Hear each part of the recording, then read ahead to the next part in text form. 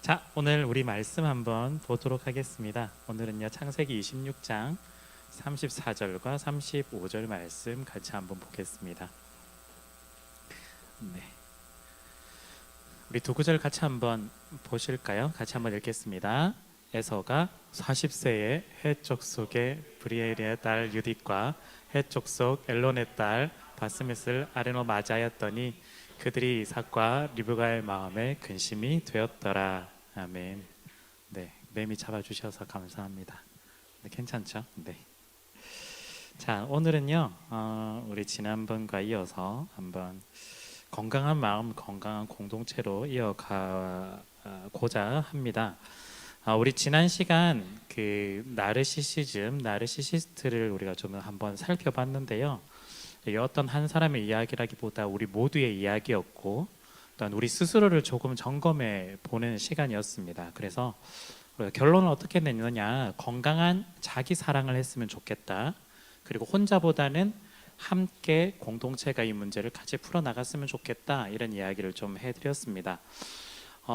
다시 한번 이런 분야에 대해서 말씀을 좀 드리는데요. 이런 걸 왜 설교하느냐라고 생각하실 수 있는 분들이 아마 계실 수도 있어요. 그런데 우리 인간은 우리 영혼으로만 구성이 되어 있지 않죠. 우리 육체도 있는 것처럼 우리의 마음도 같이 있습니다. 우리가 영혼 구원이 중요하다고 생각하는데 왜 예수님은 마지막에 우리 육체도 다시 살아난다고 이야기를 할까요? 사실은 우리가 구성되어 있는 이 모든 전인격적인 것들이 다 같이 중요하기 때문인 거죠. 그래서요, 우리가 이전에는 이걸 잘 몰랐을 때는 그냥 영혼을 구원하는 것만 중요해서 강조하다 보니 우리 육체가 아프고 무너져도 큰 관심이 없었고, 우리의 마음이 감기가 걸려도 교회에서 큰 생각을 하지 않았던 거죠. 그래서 이게 조금 더 발전하면요, 우리의 영과 우리의 물질을 구분하는 것들까지 발전하게 돼요. 안 좋은 발전이라는 뜻이에요. 이분법적으로 보는 거죠. 영적인 것과 세속적인 것으로 자꾸 나누게 된다라는 거예요. 그래서 교회에서 영적인 것만 이야기를 해야 되고 나머지는 이야기를 하지 않는 것이 맞다라고 생각하시면 안 됩니다. 우리는 이 세상을 살아가요.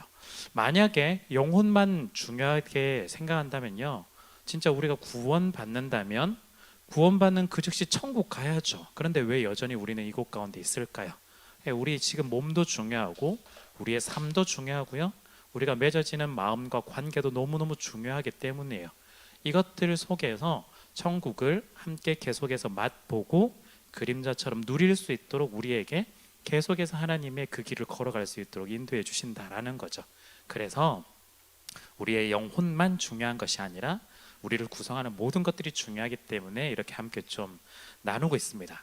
그리고 또 한 가지는요, 이 이야기가 그냥 개인적인 이야기가 아니라 사실은 우리 모두의 이야기라는 걸 좀 같이 나누고 싶었습니다. 특별히 우리가 공동체로 있고요, 청년이부 또한 가족 모임으로 있는데요, 때로는 우리가 보기에는 저 사람은 왜 저렇지? 라고 생각하는 이 부분들이 조금 더 이해하고 마음을 넓혀 나가는 중요한 도구가 되지 않을까. 조금은 예전과는 다르게 좀 사용법이 좀 달라지긴 했지만 MBTI가 사실은 그거거든요. 원래 MBTI는요, 자기 성향이 나는 ISTJ야, ENFJ야, ENFP야 뭐 이렇게 했을 때 그걸 엄청나게 강화시켜서 나 원래 이런 사람이야 라고 말하려고 하는 게 아니라 그 반대편에 있는 것들을 더 훈련시키고 만들어서 그냥 난 이성적인 사람이야로 그치는 게 아니라 더 다른 사람에 공감해 줄 수 있도록 노력해 보는 거. 예. 그리고 내향적이지만 외향적으로 한 번 더 해보는 것. 외향적인 사람은 또 내향적인 사람 더 이해해 보려고 하는, 그걸 사실은 좀 하는 거거든요. 그래서 약간 농담이긴 하지만 굳이 예수님을 MBTI로 따진다면 정말 중간에 다 모여 있지 않을까, 이런 이야기도 하듯이 사실은 우리가 지향해야 하는 것들이 잘 활용하는 것으로 발전이 되는 거죠. 그래서 우리가 지금 이런 이야기를 여러분들과 함께 나눠드리는 건 그 사람이 그래 라고 하는 부분이 아니라 먼저 자기 자신을 한번 돌아보고, 또한 우리 공동체에 그런 지체들이 있다면 이거 사실은 이야기하기 쉽지 않거든요. 함께 이야기함을 통해서 도움을 줄 수 있는 공동체가 되기 위함입니다. 나중에 결론적으로 한번 또 이야기하겠지만 이런 마음의 아픈 것들은요, 대부분 이 현대 사회에서는요 혼자 해결해야 돼요. 혼자 해결해야 돼요. 다른 사람한테 이 이야기를 할 수가 없어요. 그냥 약점 잡히는 것일 뿐이고 그냥 낙인 찍히는 그런 효과를 가져오기 때문에 혼자서 그냥 해결해야 되는 상황인 거죠. 그런데 우리 공동체라면, 예수 믿는 사람이라면 우리가 가지고 있는 육체의 아픔도 공유하듯이 마음의 아픔도 함께 공유하면서 서로 응원하고 또한 기도하고 또한 인내하고 사랑하며 배려하면서 함께 회복할 수 있는 기회를 만들기 위함입니다. 그래서 사실은 이런 설교를 저도 처음 해보고 사실은 여러분들은 거의 처음 들어보지 않을까. 물론 이런 설교를 또 관심 있어 찾아보실 수도 있겠지만 듣지 않았을까라는 생각이 드는데요. 왜 하는지를 충분히 제가 계속해서 설명을 드리지 않았을까 싶고요. 마지막 한 가지는 제가 이렇게 준비를 해보니까 전부 다 제 이야기더라고요. 네, 제가 좀 과하더라고요. 다 모든 면에서. 네. 그래서 이거 나한테 하는 이야기구나. 오히려 저한테 조금 도움이 되고 있습니다. 그래서 저를 좀 돌아보고 반성하면서 또 여러분들과 함께 나누려고 좀 준비를 했습니다. 오늘은요, 두 번째 우리 회피에 관련된, 회피형 성향에 관련된 이야기를 조금 나누려고 해요.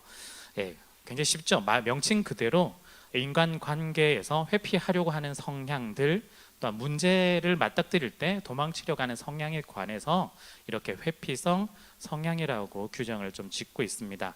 앞으로 제가 좀 이렇게 명칭을 쓸 때 회피형 성향의 인간 혹은 그냥 회피성 인간 이렇게 부를 때 여러분들이 이런 이야기를 하는구나라고 보시면 좋을 것 같아요.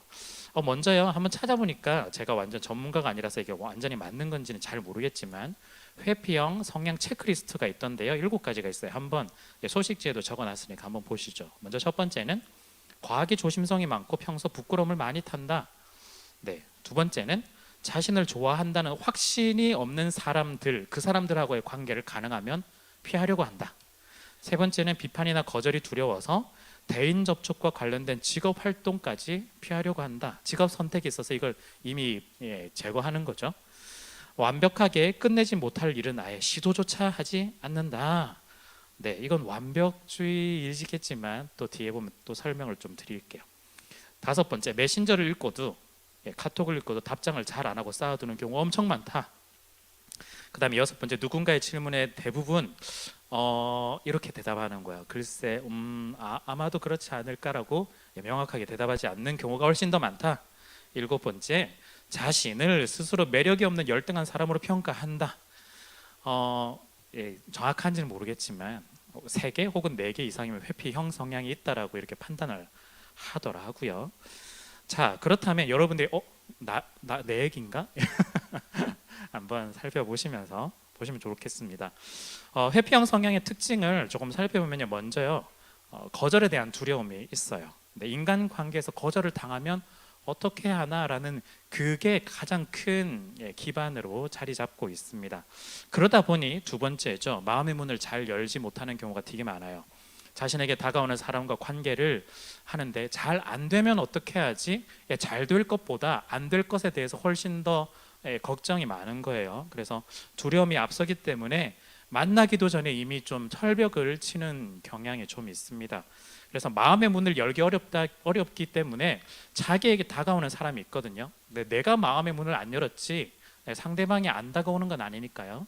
다가올 때 때로는 이 상대방이 너무 배려가 많아서 조심스러우면, 나는 회피형 성향을 가진 사람은 이렇게 생각하는 거예요. 나 별로 마음에 안 드나? 안 좋아하나? 이렇게 생각해요. 오히려 반대로 그렇게 생각을 해요. 그런데 굉장히 또 적극적으로 다가오면 나 또 좋아하나? 이렇게 또 생각하는 경향이 있는 거예요. 그래서 제가 좀 찾아보니까 이 회피형 성향을 가지신 분들에게 누가 좀 자주 다가오냐면, 좀 불안한 애착을 가지신 분들이 되게 끌려서 막 다가온대요.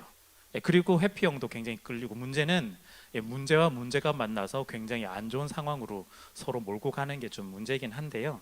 그게 서로 착각 속에 좀 빠지는 거예요. 진짜 사랑보다는 내가 진짜 사랑하는가 보다 사랑이 아닌데도 불구하고 그런 성향이 있다고 합니다.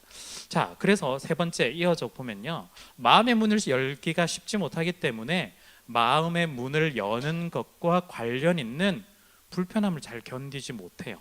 그래서 특히 어디서 드러나냐면 전화, 카톡 같은 연락에서 제일 많이 드러나죠. 그래서 답장을 안 해주는 게 불편한 게 아니라 일단 그 도구 자체가 불편해요. 나를 모르는 사람으로부터 오는 연락, 전화 혹은 카톡이라는 도구 자체가 굉장히 불편하게 만드는 거죠. 그래서 그 도구 자체와 불편한 사람까지 합쳐지면 정말 거부치가 최고로 이제 올라가게 되는 거죠. 연락 말고도 대화 속에서도 이런 경우도 있어요. 눈을 잘 마주치지 못하는 경우가 있습니다. 3분까지 보니까 내 얘기인 것 같아요. 사실은 제 얘기한 것 같아요. 자, 그런데 그렇다고 해서 이 회피형 성향을 가진 사람이 사람을 싫어하느냐? 그거 아니에요. 사람을 싫어하지는 않습니다. 사실 관계를 너무 만들고 싶어 해요. 사람을 싫기 때문에 무조건 거절하는 게 아니라 관계를 만들고 싶어 하는데, 그 관계를 만들고 싶어 하는 것보다 관계에서 오는 그 두려움, 또한 관계를 유지해 나가야 되는 그 어려움이 훨씬 더 크기 때문에 관계를 잘 이어나가지 못하는 경우가 많다라는 거예요. 사람이 싫은 게 아니에요. 사람 만나고 싶고 또한 이야기도 하고 싶고 하지만 그 이후에 오는 두려움이 훨씬 더 크다라는 거예요. 자, 그래서요, 여러분들 관계 이 회피성 성향을 가지신 분이라든지 오늘 주변에 있는 분이라고 할 때 어떤 사람은 사람을 너무 싫어하나 봐 라고 너무 단정 짓지 않았으면 좋겠습니다. 이게 굉장히 중요한 포인트예요. 사실은 좀 어설프지만 그래도 관계를 계속해서 만들고 싶어 하는 거기 때문에 우리가 그렇게 거기서부터 사실은 접근을 해야 됩니다. 회피성 성향을 가지신 분들도 내가 사람을 완전히 싫어하는 것이 거기서 출발점이 아니기 때문에 조금 더 노력할 수 있는 기전이 있는 거죠. 그래서 여기서 우리가 사실은 희망을 좀 발견해 볼 수 있는 겁니다. 사실은 회피형 인간요, 많이 외로워해요. 네, 방법이 조금 힘들어서 그렇지 외롭습니다. 자, 그렇기 때문에 이 관계성을 원하는 것과 거기서 플러스 관계에서 오는 두려움, 무엇보다 관계가 가져오는 불편함들로 인해서 사실은 이분들이 거절을 잘 못해요. 거절을 못해요. 그래서 우리가 겉으로 보면 너무너무 착한 사람이고 관계 되게 잘하는 사람처럼 보이죠. 근데 사실은 두려움 때문에 사실은 오히려 거절을 잘 못해요. 아이러니하죠. 우리가 보면은 좀 회피형이라고 해서 모든 걸 다 거절하고 아무것도 안 하느냐, 그런 게 아니라는 거예요. 오히려 그게 더 불편해서, 거절하는 게 더 불편해서 제안이 들어오는 모든 것들을 다 오케이 하고 받아들입니다. 사실은 노라고 얘기할 줄 모르는 사람이기도 한다라는 거예요. 그래서 부담스러운 이 상황을 거절하는 것이 더 부담스럽다. 이 말이 굉장히 어렵죠, 계속. 네, 그 상황 자체가 더 어려운 거예요. 여러분들 특히 오늘 교회니까 교회에서 거절 못 하시는 분들 되게 많잖아요. 그래서 교회에서 봉사를 아침부터 엄청나게 많이 하시는 분들 되게 많잖아요. 그걸 좋아해서 하시는 분이 있는 반면에 자세히 살펴보면 내가 거절하지 못해서 하시는 분들도 있다라는 걸 스스로 아마 아실 거예요. 거절하지 못해서 들어갔는데 이게 즐겁지 않아, 힘들어. 그런데 나오는 것도 말을 못해요. 그래서 혼자서 계속 소가리만 하다가 그냥 가는 거예요. 그러니까 나중에 또 이야기를 하겠지만 결국에는 사라지죠. 잠수를 타게 돼요. 회피형이라서요, 그냥 관계가 주는 불편함이 싫어서 노라고 하지 못하고 계속해서 yes, 알겠습니다, 알겠습니다, 뭐 자신 있게 대답은 못하지만 알겠습니다라고 하는 거예요. 그래서 봉사를 시작하기 전에는 이미 힘들기 시작했고 괜찮다고 말은 하지만 속은 전혀 괜찮지 않은, 그래서 일의 불편함, 일은 할 수 있어요. 일의 불편함보다 그 관계를 거절하는 것에 대한 불편함이 훨씬 더 크기 때문에 버텨보는 거예요. 그런데 한계치에 다다르면 중간에도 나가는 경우도 있겠지만 대부분 마음속으로 참죠. 올해 11월, 12월까지만 하고 그만둬야지, 계속해서 마음속에 다짐을 하는 거예요. 그런데 그게 만약에 구현이 되지 않으면 어떻게 될까요? 갑자기 사라집니다. 이거 잠수 탄다고 하죠. 그래서 한계치를 넘어서게 되면 번아웃되고 에너지가 완전히 소비되어서 그 에너지를 어떻게 못할 것 같아요를 말도 하기도 전에 이미 사라지게 되는 경향이 생겨요. 사실은요, 이 회피형은 관계가 부담스럽기 때문에 관계로부터 오는 거절, 지적, 비판, 비난 이런 걸 차단하기 위해서 사실은 뭘 어떻게 더 집착하게 되냐면 완벽하는 것에 대해서 굉장히 더 집착하게 돼요. 일은 엄청 잘합니다. 이 회피형 성향의 사람들이 일을 못하느냐? 아니요, 일 엄청 잘해요. 엄청 잘하고요.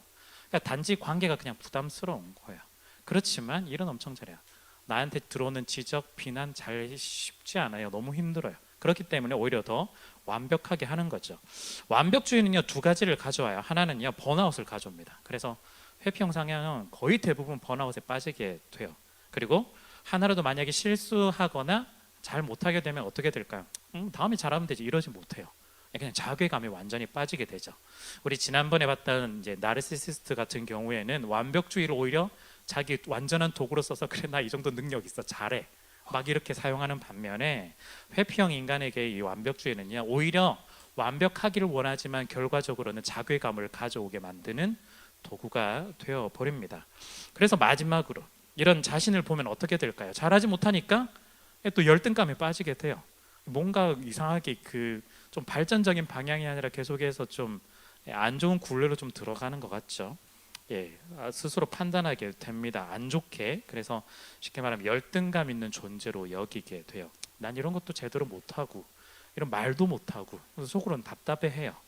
그러니까 열등감을 가지면 열등하다고 여기는 경우가 있을 거고, 또한 반대로 자신이 열등하지 않은 점을 과장해서 보여주는 경우도 가끔씩 있습니다. 왜냐하면 앞서 말했던 비난, 비판 이런 것도 받아들이기 싫으니까 속으로는 완전히 문드러지고 엉망이 되지만 겉으로는 또 난 열등하지 않아라는 걸 되게 막 포장하려고 하는 경우도 굉장히 많이 있어요. 그래서 때로는 인스타라든지 카톡 프로필이라든지 너무너무 행복한 일들만 가득한 걸로 계속 올리기 시작해요. 사실은 속은 그렇지 않은데 단순 과시형이 아니라 자기의 열등함의 마음들을 보여주고 싶지 않은 거예요. 그래서 때로는 자기에게 일어나는 안 좋은 일들이 있죠. 힘든 일이 있죠. 그게 우리의 인생에 있어서 자연스럽게 있는 거야 라고 받아들이지 못하고 이건 나에게서 무조건 나쁜 거야 라고 판단해서 완전히 지워버리고 싶어 해요. 무조건 좋은 것만 있어야 돼요. 그런데 인생이 그렇지 않잖아요. 그렇기 때문에 자기 스스로를 굉장히 힘들게 만들게 됩니다. 자, 그러면 이런 특징들을 몇 가지 좀 봤는데요. 그러면 실제 어떻게 좀 이렇게 작용하게 되느냐? 아마 여러분들이 이게 제일 많이 경험하게 되는 것이 언제냐면 연애할 때 사실은 이게 좀 많이 드러납니다. 연애에서 회피형은요 갈등 생기는 거 굉장히 부담스러워해요. 그래서 싸우는 것 자체가 티격하는 것 자체가 굉장히 부담이에요.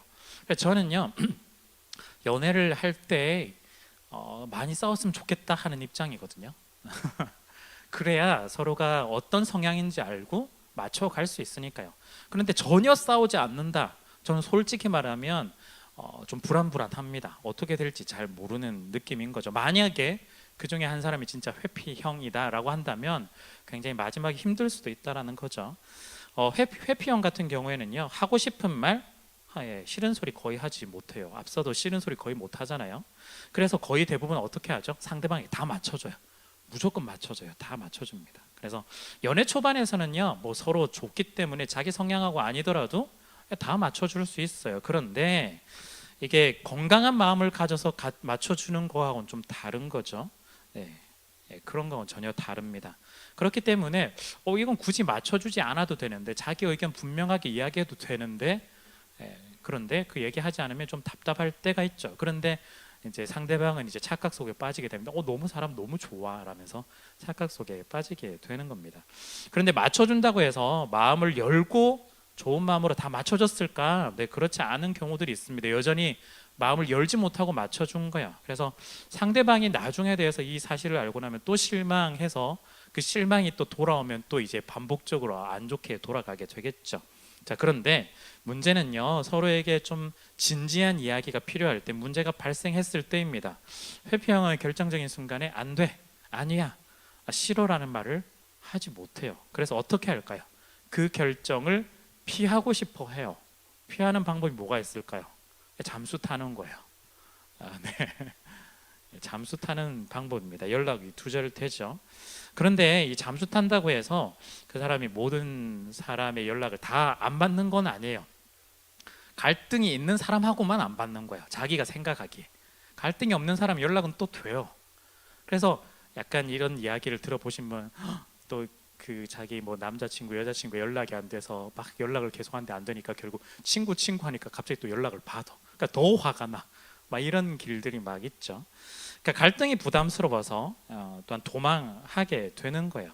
그런데 또 화가 나는 지점은 시간이 지나면 또 어느 때는 아무렇지도 않게 나타나는 경우들이 가끔씩 있다라는 거죠. 그래서 어디서 봤는데요. 제가 정확하게 기억이 안 나서 그런데 약간 어떤 밸런스 게임에서 잠수 이별이랑 환승 이별이랑 어느 게 더 낫냐?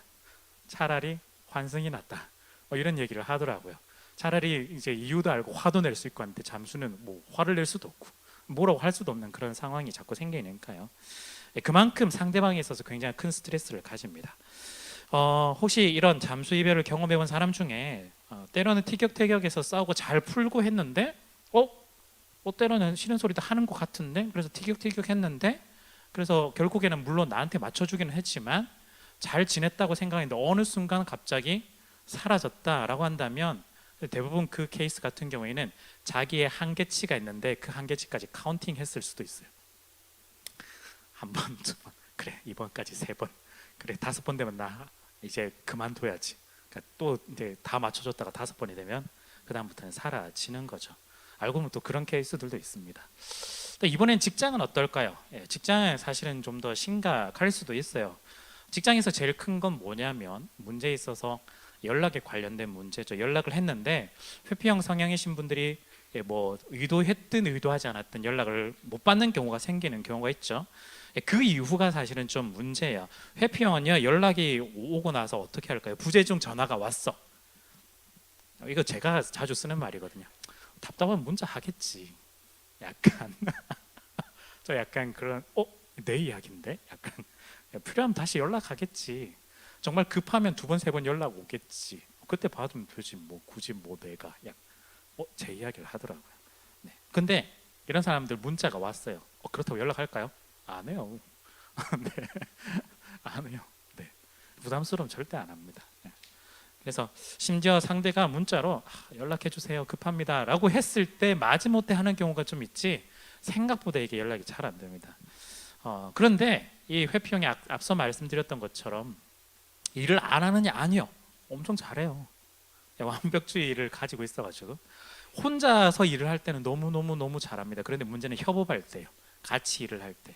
그리고 다른 이제 상대 방 업체라든지 연락을 하고 조율을 해야 될 때 이때 너무너무 힘든 사람이 이 케이스라고 할 수 있습니다. 그래서요 처음에는 이런 회피형 인간은요 과도한 업무가 와도 업무 자체는 해낼 수 있어요. 해낼 수 있지만 그 업무하고 관련된 사람과의 관계라든지 이 문제가 오면 사실은 일보다 더 관계가 집중되는 이런 직장에서는 잘 버티지 못하고 결국에는 나가 떨어지게 되는 경우들이 많습니다. 그러다 보니 이런 분들하고 이야기해 보면요 난 꼭 성공할 거야 이런 분은 거의 없어요. 난 그냥 조용하게 혼자서 잘 살고 싶어. 이것도 제 이야기하더라고요. 약간 전원주택 같은 데 가가지고 혼자서 막 이렇게 하고 싶어. 그냥 모두의 소망일 수도 있겠지만 그 사람은 진짜 안 거예요. 어떻게든 사람하고 부딪히지 않고 해볼고 싶어가지고. 그러니까 출세, 야망 거의 없어요. 네. 어떻게 먹고 살지 별 생각도 안 해. 잘. 네. 그러니까 이런 사람들의 특징이 이렇게 있는 거죠. 자, 그렇다면 친구 간의 관계는 어떨까요? 여러분 친구 중에 이런 분들 아마 있으실 것 같은데 아마 본인 자신이 있을 수도 있고요. 아주 유연한 관계, 느슨한 관계라면 친구가 잘 있겠죠. 그런데 저도 친구 없거든요. 그래서 생각해 보면 느슨한 관계는 진짜 느슨하게 끝이 나요. 네. 서로 연락 안 해도 우리 가끔씩 연락해도 뭐 어제 만난 것처럼 괜찮잖아라고 하지만 뭐 3개월, 6개월 지나고 1년 지나고 연락 안 하죠. 그러니까 나중에 연락하기 참 애매해져요. 결국 친구 없어져요. 결론이 약간 그렇게 나기도 하는데 친구가 있다 하더라도 이 친구는 사실은 회피형 인간이라면 내가 만약에 옆에 있는 친구 좀 잘해주셔야 돼요. 그 친구만큼 나를 잘 이해하고 받아줄 수 있는 사람이 없다라는 걸 여러분들 깨달으셔야 된다는 거예요. 네, 굉장히 인내하는 거예요. 갑자기 연락 안 되고 사라져도 그래 원래 얘 이러니까 하면서 받아주는 거예요. 다른 사람 같았으면 못 받아줘요. 네, 그걸 잘 이해하셔야 돼요. 그래서 이런 경우들이 있다. 자, 그런데요 회피형 성향이 좀 아이러니가 있는데 회피형이라고 해서 모두를 어렵게 만드느냐? 그렇지 않습니다. 능력도 있고 재능도 있습니다. 그리고 사회적으로는 노력 엄청 많이 해요. 정말 많이 합니다. 왜냐하면 혼자서 살 수 없잖아요. 계속해서 또 부딪히기도 하고 그리고 정도에 따라서는 정말 사회하고 굉장히 잘 되시는 분들도 있겠죠. 어느 때는 누구보다 성실하고 착하고 최선을 다하고 인정받는 사람이에요. 그러니까 우리가 회피형이라고 하면 다 도망친다고 생각하는데 그렇지 않아요. 우리의 생각과 좀 반대이기도 합니다. 관계가 불편하고 어렵지만 자신의 한계선 안에서는 최대한 감당하려고 굉장히 노력 많이 합니다. 정말 노력 많이 해요. 최선을 많이 해요. 다만 자신의 한계가 분명히 있는데 이 한계를 넘어간다라는 걸 알면서도 거절하지 못하고 그냥 예스 하고 살아왔던 게 사실은 좀 문제예요. 이게 어느 정도 문제가 자기 한계치 안에 있으면 예스 예스 해도 너무 평상시와 다름없는 그런 사람들 잘 살아갈 수 있어요. 그런데 자기의 한계를 넘어가게 되는 순간 완전히 에너지를 다 써버려서 그때는 우리가 아는 그 사람과 180도 다른 돌변한 사람이 되어버리는 거죠. 그런 면에서 사실은 착한 아이 컴플렉스라고도 하잖아요. 네, 그 사람들 여기도 해당이 돼요. 네, 정말 인정받고 또한 예스 되고 모든 걸 다 잘하는 그런 정말 착한 아이야 라고 칭찬받는 그런 사람들이 회피형 성향에 포함되는 경우가 굉장히 많습니다. 그렇게 자라왔고 자라가야 된다고 생각을 하고 있는 거죠. 자, 그런데 이런 사람들이요 왜 회피형 성향이 되었을까? 분명 이유가 있을 겁니다. 제가 또 한 3가지 정도로 한번 좀 정리를 해봤는데요. 먼저 첫 번째는 그냥 기본적인 성향 자체예요. 원래부터 그런 성향 자체가 이 사람들과의 관계가 조금 힘든 경우들이 있는 거예요. 그래서 회피형인 거죠. 남들보다 조금 더 예민하고 조금 더 불편함을 느끼는 스타일입니다. 또 한 가지는요, 성장 과정에서 애정을 완전하게 충족받지 못한 케이스라고 할 수 있어요. 찾아보니까 이걸 수동적 회피형이라고 하더라고요. 본인이 의지하고 관계없이 만들어진 케이스가 돼서요. 그래서 어릴 때부터 이런 사랑을 완전하게 받지 못한 환경과 사정들이 있는 거죠. 그래서 건강한 자아상이 잘 발달되지 못하는 거예요. 그래서 사랑이 부족한 케이스다. 그러다 보니 자기 자신을 굉장히 가치를 낮게 보는 거죠. 열등감을 가지게 되고 착한 아이라 불려야 되고 이런 것들. 그래서 남들한테 인정받으려고 완벽해 보이려고 하고 그런데 거절은 하지는 못하고 이런 것들이 만들어지는 거예요. 또 한 가지 세 번째 이유는요. 그냥 어릴 때부터 자라왔을 때 그 세월 동안에 상처를 많이 받은 경우라고 할 수 있어요. 이건 살아남기 위해 본인이 적극적으로 해왔던 태도가 알고 보면 회피형으로 바뀌게 된 케이스죠. 그래서 능동적 회피형이라고도 이야기를 하더라고요. 어떤 케이스냐? 어릴 때 학교에서 폭력을 당했다거나 따돌림을 당했다거나 이런 케이스인 거예요. 그래서 사람이라는 것 자체가 이미 거부성이 굉장히 큽니다. 이미 트라우마로 남아 있는 거예요. 어떤 사건보다는 그 사람 자체로. 그래서 사람을 만나는 게 너무 힘들고 연락 오고 또한 자기에게 요구하고 하는 것이 쉽지 않은 거죠. 그래서 사실은 이런 경우에는 마음의 치료가 사실은 더 우선적이 되겠죠. 그래서 병원이라든지 상담 등을 통해서 좀 더 적극적인 회복의 단계가 사실은 좀 더 필요합니다. 사람에 대한 트라우마가 있기 때문인 거예요. 그래서 이런 분들은 사람이 사실은 나쁜 사람도 있겠지만 생각보다 좋은 사람이 많다라는 걸 좀 사람의 사랑으로 회복할 수 있는 계기와 기회들이 좀 많아지면 좋겠습니다. 혹시나 우리 가운데 그런 케이스가 있다면 또한 상담이라든지 이런 걸 회복 과정을 통해서 한번 사람에 대한 사랑을 조금 더 경험해 보시면 어떨까 싶어요. 자, 그렇다면 오늘 본문까지 읽어놓고 본문하고 관련 제가 이게 사람 하나 찾는다고 사실은 성경 뒤진다고요. 원래는 좀 성경을 보고 그래 이런 설교를 해야지 해야 되는데 지금 아예 주제를 정해놓고 성경을 찾은 케이스가 돼서요. 성경에 보면요, 다윗과 같은 인물은 어떤 사건도 굉장히 많고 대화도 엄청 많아요. 그래서 다윗이 이런 사람이구나를 추측해 볼 수 있습니다. 그런데 오늘 제가 선정한 사람은 이삭이라는 사람인데요. 이삭은 얘기도 별로 없어요. 사건도 많이 없어요. 이삭의 아버지는 누구죠? 아브라함이에요. 그리고 이삭의 아들은 에서와 야곱이죠. 그 두 존재는요 너무너무 이야기가 많아요. 그 사이에 끼어서 사실은 존재감이 거의 없는 그 사람이 바로 이삭인데요.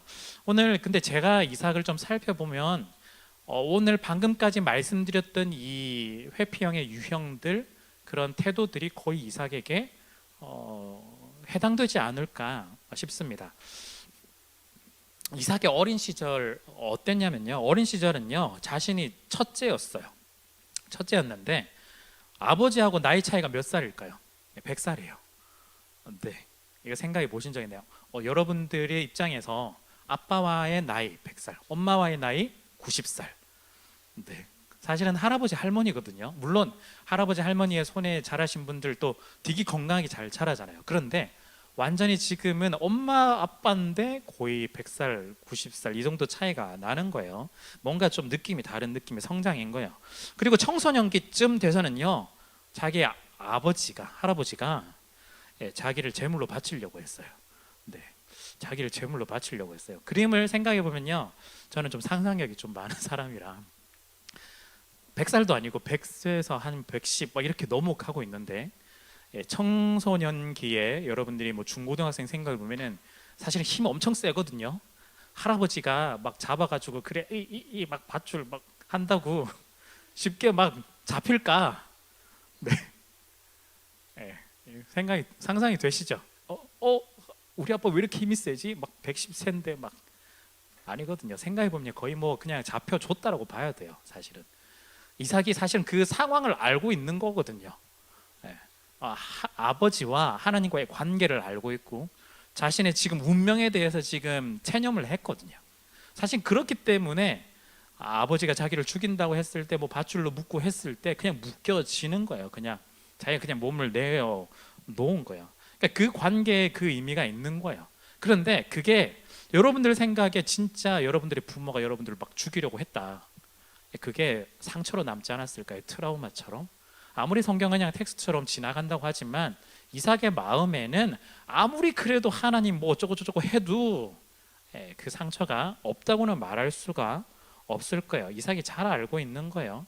그리고 자신의 성장 과정에서 어떤 케이스가 있었냐면 자신의 형이 하나 있었어요. 이스마엘이라고. 이스마엘이라고 배다른 형이 하나 있었어요. 그런데 잘 지냈어요. 물론 형이 가끔씩 나 좀 때리기도 하고 괴롭히기도 하고 그랬는데 우리 엄마가 그거 보고 못 참았던 거야, 사라가. 그래서 막 뭐라고 해가지고 그 이스마엘과 엄마 하가를 쫓아보냈어요. 그걸 다 본 거예요, 사실은. 네. 그러니까 자기 그 가정 환경 속에서 같이 지내던 형이 쫓겨나는 장면, 그 심지어 엄마랑 함께 쫓겨났던 장면 다 봤던 겁니다.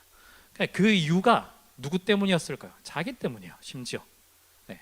그러니까 자기랑 아무런 관련 없는데 막 티격태격하다가 나가, 이게 아니라 자기를 괴롭히다가 괴롭히니까 너 나가, 약간 그런 거예요. 내가 원했던 것도 아닌데. 그러니까 이유가 자기에게 있었다라는 것 때문에 이것 또한 마음에 짐이 있었다라는 거죠. 그리고 이 과정에서 이후에 성장 과정에서 자기가 아들을 2명 낳았습니다. 에서와 야곱 둘이 낳았죠. 그런데 둘 다 사실은 문제아였어요.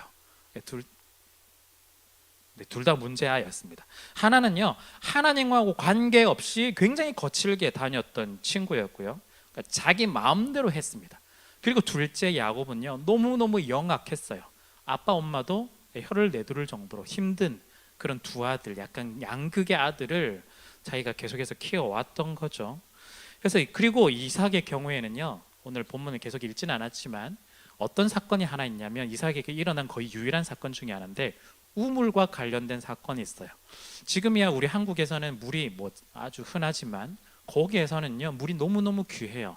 물이 귀하기 때문에 물이 있는 곳을 찾아가야 되지만 찾아갈 수 없는 곳은 어떻게 해야 될까요? 어떻게든 물길을 찾아서 우물을 뚫어야 돼요. 힘들게 우물을 뚫었어요. 그런데 옆에서 동네에서 와가지고 양아치 같은 친구들이 와가지고 뺏어요. 그런데 이삭은 어떻게 하죠? 가져가세요, 괜찮습니다.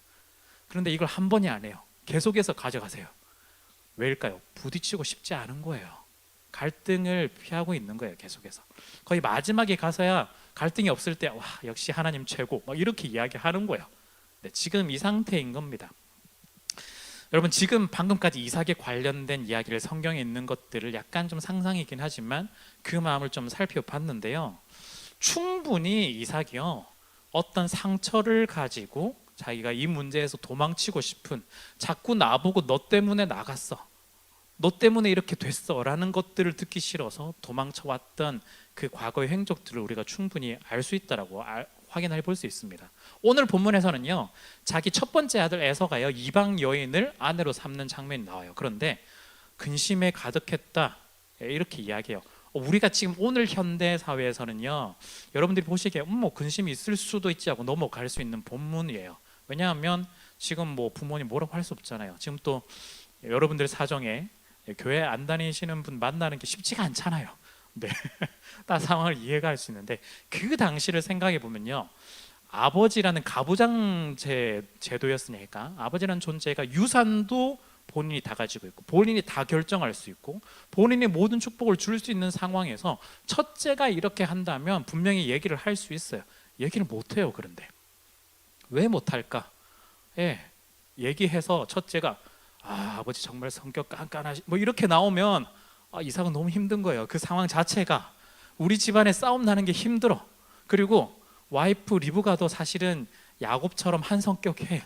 너무 힘들어요. 지금 상황이. 아예 얘기를 하지 못하고 지금 이 본문에서냐 마음속으로만 지금 근심이 있는 거예요. 싫은 소리 못하는 거예요. 사실은 이삭이 그런 케이스였다라고 볼 수가 있습니다. 그렇다고 해서 이삭이 복을 받지 못했느냐, 아무것도 하지 않았느냐? 아니에요. 여생 행복하게 정말 잘 살았어요. 예, 어려운 거 없이 정말 잘 살았습니다. 너무 걱정하지 않아도 됩니다. 회피형이라고 해가지고 우리가 정말 인생이 안 좋은 일 아니에요. 단지 마음이 좀 힘들 뿐 사는 데는 전혀 지장 없어요. 사는 데는 전혀 지장 없어요. 그럼에도 불구하고 우리가 지금 이렇게 많은 회피형에 관련된 특징들과 이삭까지 좀 살펴본 건요, 우리가 오늘 이 공동체에서 우리 청년 이부에서 가족 모임에서 우리가 이것들을 일어났을 때 어떻게 우리가 정말 잘 소화하고 함께 아름답게 잘 만들어 갈 수 있을까에 대한 고민 때문에 우리가 이걸 가져온 겁니다. 그래서요, 사실은 이 이야기들을 할 때요, 청년 이부 이야기도 포함되겠지만 가족 모임이 사실은 저는 포인트를 가지고 사실은 이야기를 말씀드리는 거예요. 우리 가족 모임 안에서 좀 더 이야기할 수 있는 가족 모임이 되었으면 좋겠고, 또한 우리 가족 모임 안에서 이것들을 더 이것들을 소화하고 품에 안고 했으면 좋겠다라는 생각으로 지금 말씀을 드리는 겁니다. 자, 그렇다면 우리 거의 결론적으로 들어가 보죠. 우리 해피형 성향의 사람과 어떻게 하면 행복한 공동체로 만들 수 있을까? 저는요, 이렇게 좀 제가 전문가가 아니기 때문에 그냥 막 이렇게 쓰진 못하거든요. 결국에는 좀 찾아봐야 되는데, 전문가들의 의견을 찾아봐야 되는데, 하나같이 이런 관계 전문가, 심리 전문가, 상담 전문가들이 뭐 여러 가지 솔루션을 말해주지만 거의 공통된 한 가지를 이야기해요. 어떤 방법일까요? 이 회피형 성향의 사람을 만났을 때 손절해라. 저는 약간 충격이죠. 물론 우리가 사회생활할 때 이런 사람 손절해야 우리도 스트레스 안 받고 할 수 있겠죠. 그분들은 전부 다 어떻게 인간관계를 만들어 가냐 했을 때 손절해라, 끊어라, 잡지 마라, 연인 관계에서 잡지 마라, 사람 안 바뀐다, 다 그 얘기를 하더라고요. 그런데 사실은 우리 그리스도인이라면 손절만이 정답일까?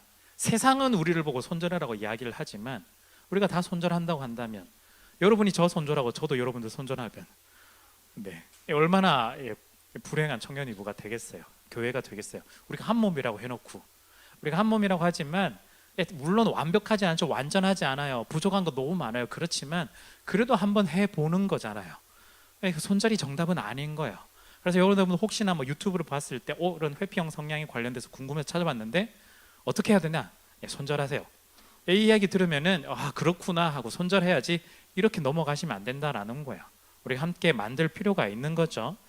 자, 우리는 두 가지 방향에서 좀 봐야 되겠습니다. 먼저 내가 회피형 성향을 가진 사람이라면 어떻게 해야 될까?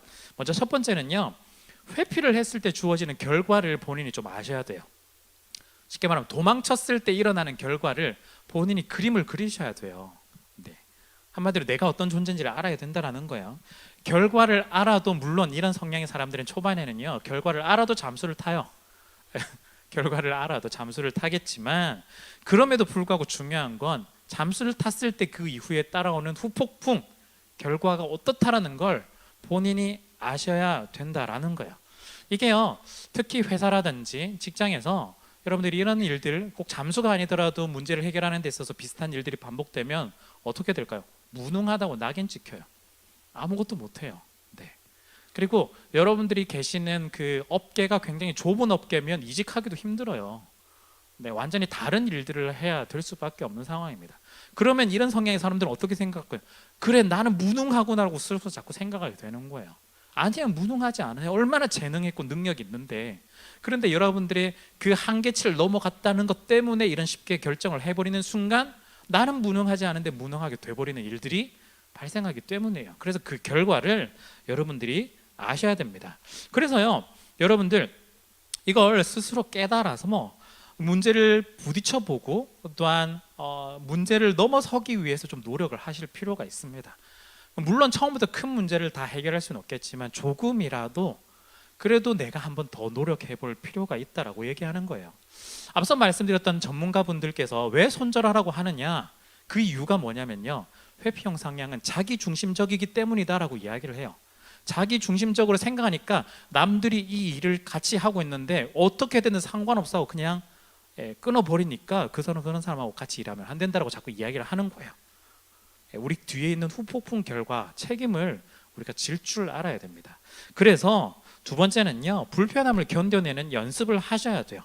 도망치는 게 정답이 아니에요. 도망치는 게 정답이 아니고 조금 더 참아내 보시면 좋겠습니다. 물론 다른 사람들의 눈에는 거의 비슷해 보일 수도 있겠지만 자기 스스로 한 걸음이라도 조금 더 내디딜 수 있는 연습을 조금 더 해보셔야 돼요. 네, 연습을 해보셔야 돼요. 굉장히 연습을 해보셔야 돼요. 한계까지 와도 무조건 참아란 그런 뜻이 아니라 그 한계까지 가기 전에 내가 좀 더 견뎌낼 수 있는 힘을 조금 기르고 강도를 조금씩 늘려가 보는 거예요. 그리고 내 한계도 조금씩 키워보는 노력들을 만드셔야 됩니다. 세 번째는요, 상대방의 마음이 아니라 내 마음을 좀 살펴볼 수 있어야 돼요. 무슨 말이냐면 내 마음의 한계를 살펴볼 수 있어야 된다라는 거예요. 참는다고 거절하지 않는다고 다 잘하는 게 아니잖아요. 그래서 착한 아이라고 인정받는 거, 이게 우리 인생의 전부의 목표가 아니잖아요. 그렇기 때문에 우리가 내 마음을 좀 살펴봐서 내 마음이 지금 힘들구나, 그걸 확실하게 좀 깨달을 수 있어야 우리가 이 문제를 풀어나갈 수가 있습니다. 그리고 자기가 생각보다 괜찮은 존재고 잘할 수 있다는 걸 굉장히 칭찬을 많이 해주셔야 돼요. 칭찬해 주셔야 돼요. 자기 사랑해 주셔야 돼요. 엄청나게 자기 사랑 많이 해주셔야 돼요. 나 잘할 수 있어, 이 문제 잘 풀어나갈 수 있어, 칭찬해 주셔야 돼요. 자, 그래서 네 번째, 자기 마음을 살펴보는 것과 좀 유사한데요, 자기 에너지를 좀 조절할 수 있어야 됩니다. 회피형이라고 해가지고요, 모두 내향적이지 않아요. 네, 회피형이지만 겉으로는 굉장히 외향적이신 분들도 있습니다. 문제는 이 에너지의 정도가 조금 다른 거죠. 그래서 겉으로는 생활하는데 전혀 문제 없어요. 굉장히 활달하게 생활하고 잘 지내고 있는데 자기가 가진 에너지를 밖에서 완전히 다 소비한 경우에는 집으로 돌아와서는 아무것도 할 수가 없는 거예요. 그래서 연락이 와도 답장도 불가능한 거예요. 이 정도. 그렇다면 어떻게 해야 될까요? 네, 이런 사람의 경우에는요, 에너지를 자기가 알고 조절할 줄 알아야 돼요. 나는 그래도 사람 만나는 게 너무 좋은데 사람 엄청나게 잘 만나 놓고 나중에는 다 잠수 타버리고, 이렇게 하지 마시고요, 적정선으로 사람을 만나셔야 된다는 거예요. 그렇다고 사람을 아예 만나지 말라는 뜻도 아니고요. 그래서 적정선으로 해서 내가 쓸 수 있는 에너지를 남겨놓으셔야 돼요. 자기가 그걸 조절할 줄 알아야 돼요. 그래야 내가 연락을 또 할 수 있고 또한 이해를 구할 수 있고 도움도 구할 수가 있는 거죠.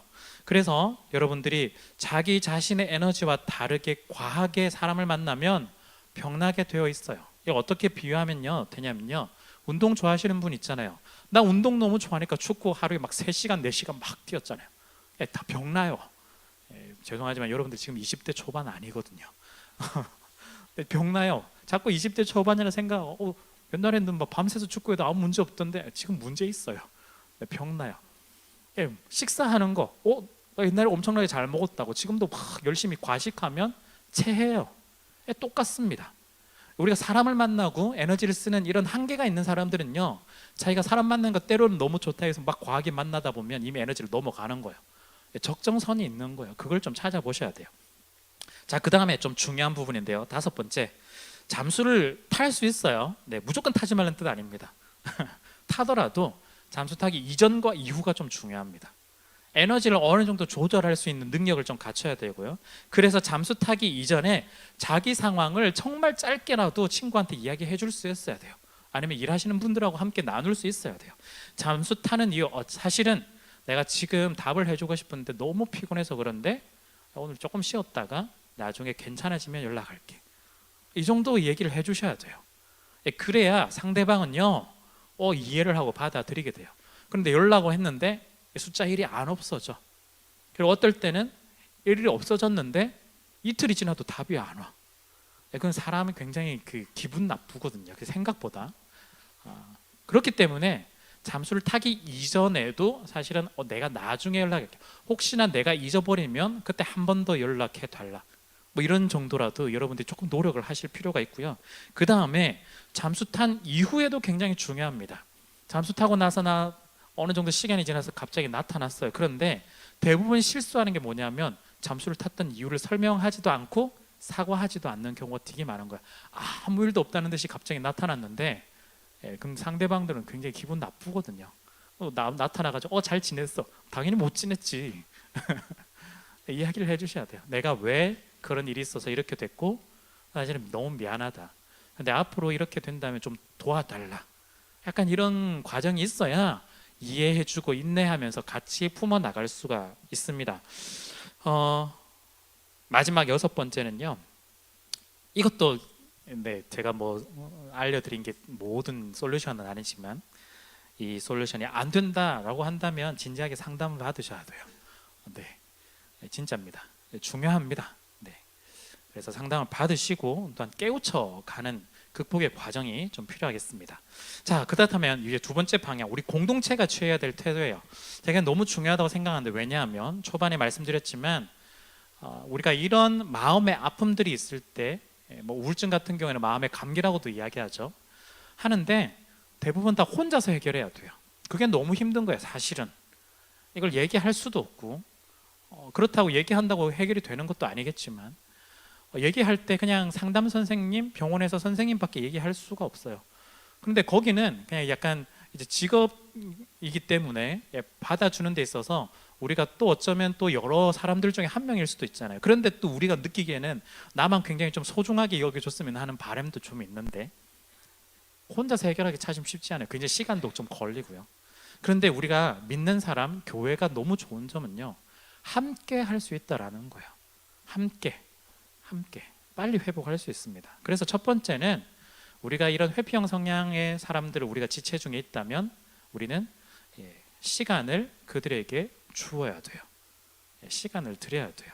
참지 못해서 막 쏘아 붙이는 경우 있죠. 너 왜 연락 안 받아부터 시작해가지고 아는데 그 사람이 어떤 성향인지 아는데 왜 연락 안 받냐, 왜 잠수 타냐 계속해서 밀어붙이면요 절대 회복 불가능해요. 이분들은 천천히 나올 수 있도록 도와줘야 돼요. 마치요 동굴 속에서 그 어두운 곳에서 오랫동안 적응한 사람과 같아요. 어떻게 보면 그런 거 있잖아요. 그 어떤 사건 사고가 났는데 빛이 보이지 않는 곳에서 빛으로 있는 곳에 나오면 눈을 뜨면 눈이 대부분 실명한다고 그러거든요.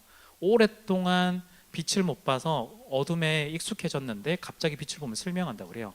그래서 어떤 좀 그렇지만 사건 사고 같은 경우에서 빛을 보지 못했을 경우 대부분 구조가 되면 다 눈을 가리고 있어요. 왜냐하면 천천히 조금씩 빛에 적응돼서 나중에 회복할 수 있게. 마치 이분들도 비슷한 것 같아요. 어두운 동굴에서 너 왜 빨리 안 나와? 이러면은 오히려 더 큰 상처가 되는 거죠. 천천히 빛에 적응되는 과정을 우리가 좀 기다려줘야 돼요. 그래서 시간이 좀 필요하다라는 거예요. 그래서 시간을 준다는 말은 이해를 하는 자세가 우리가 넓은 마음을 가질 필요가 있습니다. 자, 두 번째는요. 그렇다고 해서 그냥 놔둬야 되느냐? 그런 건 아닌 것 같아요. 책임을 좀 줄 필요가 있어요. 책임감. 회피를 했을 때 이어지는 후폭풍이라고 얘기했잖아요.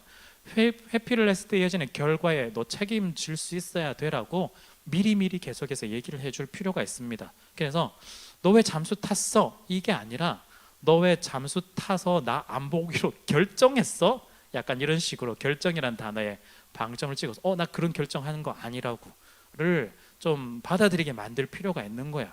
자기가 이런 결정했다는 단어가 사실은 내가 그런 결정을 한 게 아니기 때문에 이런 결정을 잠수를 타게 되는 순간 마치 결정한 것처럼 비춰져서 완전 손절하게 되는 그런 느낌을 가지기 때문에 이런 책임감을 내가 조금 더 가져야 되겠구나. 그래서 잠수 타기 이전에 내 상황을 설명하고 만약에 탔더라도 이후에 용서를 구하고 어떤 상황을 설명하고 도움을 구하는 자세가 필요하겠구나를 그분들에게 좀 이야기를 해줘야 돼요. 사실은 알아요. 아는데 말할 에너지가 없는 거예요. 힘든 거예요. 어려운 거예요.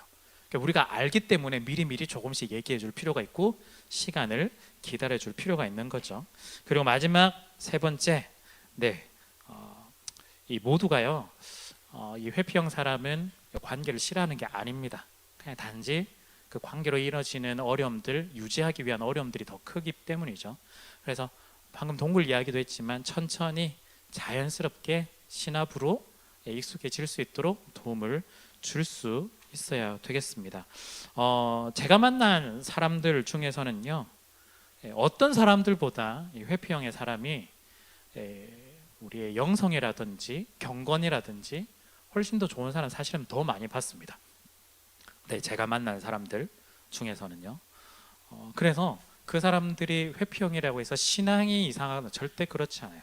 일도 너무너무 잘해요. 단지 조금 어려울 뿐. 그래서 우리가 그분들의 그 손을 잡아서 이끌어 나갈 때, 그분들이 이곳 가운데서 함께 나눌 때, 또한 그분들이 함께 좋은 영향력을 끼칠 때 훨씬 더 좋은 공동체가 될 수 있다는 걸 우리가 기대하면서 좀 더 기다려주면 좋을 것 같습니다. 저는요, 우리 공동체가요, 한두 사람이 너무 잘해서 달려나가는 그런 공동체 안 되었으면 좋겠다는 바람이 저는 항상 있습니다. 마치 우리가 지금 꼭 뭐 성화의 길을 간다고 하니까 천국을 향해 가는 것 같잖아요. 천국을 향해 갈 때 무슨 달리기 1등, 2등 따지듯이 막 달려가는 그런 그림 아니거든요. 저는 우리가 이 그림이 어떤 그림이냐면, 같이 가는데 때로는 어떤 사람은 힘들어하면서 주저앉는 사람도 있고, 때로는 발이 아파라고 하는 사람도 있고, 때로는 나 못 가겠어라고 하는 사람도 있고, 때로는 어떤 사람은 나 힘이 너무 남아 도는 사람이 있고, 우리 빨리빨리 가자, 너무 좋지 않아라고 얘기하는 사람들도 있을 거예요. 그렇지만 우리가 힘든 사람 한 번 더 업어주고, 힘든 사람 다리 한 번 더 치료해주고, 지금 천천히 가더라도, 빨리 천국 못 가더라도 사실은 그렇게 천천히 한 걸음 우리가 함께 갈 때 사실은 천국이 멀리 있는 게 아니라 지금 우리 안에 있다는 걸 우리가 기억을 했으면 좋겠습니다. 물론 잘 안 됩니다. 저도 잘 안 돼요. 부족합니다. 저도 나르시시스트고 회피형이고, 그래서 저도 자꾸 도망가려고 하고, 때로는 저 막 과욕으로 막 과신하려고 하고 왔다 갔다 하는 이런 이중적인 성격을 자꾸 보이곤 있지만, 그래도 최선을 다해서 저도 노력을 해보려고 하고요. 여러분들도 노력하셔서 함께 걸어갈 수 있는 공동체가 되었으면 좋겠습니다. 그래서 가족 모임이요, 서로의 마음을 이야기하고 나누고 회복할 수 있었으면 좋겠고요. 그런 과정을 통해서 더 건강하고 단단한 마음을 가진 사람들, 더 건강한 공동체가 되었으면 좋겠습니다. 여러분, 우리의 부족함 어떻게 채워갈까요? 네, 물론 뭐 정답처럼 얘기하면 하나님의 은혜로 채워가겠죠. 근데 그 하나님의 은혜, 저는 생각하기에요, 거의 대부분 사람을 통해서 주어진다고 저는 생각하는 사람입니다. 우리 옆에 있는 지체들을 통해서 하나님의 사랑을 경험하고, 우리 지체들을 통해서 하나님의 은혜를 경험해서 나의 부족한 점들, 필요한 점들을 채워나가고, 또한 내가 조금 더 많다면 옆에 있는 지체들에게 채워줄 수 있는 우리가 되었으면 좋겠습니다. 그래서 함께 건강한 마음, 건강한 공동체로 세워져 나가기를 기대해 봅니다.